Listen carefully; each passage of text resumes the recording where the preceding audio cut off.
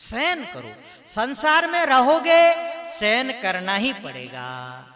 कहा कि बाबा जी बन जाएंगे, बाबा जी भी बन जाओगे तो सहन करना ही पड़ेगा, क्योंकि बाबा जी बनने का मतलब ये नहीं कि संसार छोड़ करके स्वर्ग में तो नहीं ना चले गए, रहे तो धरती लोक में ही ना, रहोगे तो उन्हीं लोगों के बीच में ना, तो सहन तो करना पड़ेगा भैया। इसलिए इसके लिए तो अपना मन बना दीजिए पक्का कि आपको सहन करना है, भले ही घर में रहो भले ही बाबा जी बनो, वो उसमें कोई फर्क पड़ने वाला नहीं है। संसार को आपको सहन करना है, ये सुख दुख देने वाले हैं, ये आने जाने वाले हैं, ये अनित्य हैं, इनके आघात को तो सहन करना पड़ेगा। तांतितिक्षस्व भारत।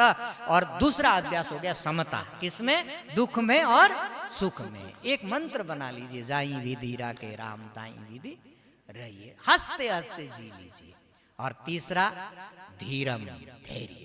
धैर्य क्या है? धैर्य है विवेकशीलता, प्रत्येक चीज को विवेक पूर्ण ढंग से विचार करना। मैं जब आया था कुछ लेकर के आया नहीं था, और मैं जाऊंगा तो भी कुछ लेकर के जाने वाला नहीं हूं। यहां जरूर मेरा कुछ कर्तव्य है, मैं अपनी ईमानदारी से उस कर्तव्य का पालन करूंगा।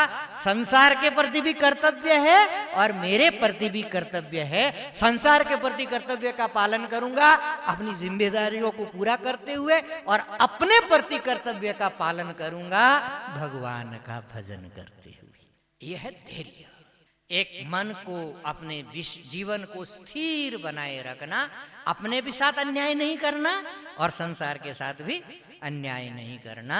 और हम लोग जब ज्यादा टांग अड़ाते ना एक सीमा के बाद, तो दोनों के साथ अन्याय करते, संसार के साथ भी और अपने साथ भी।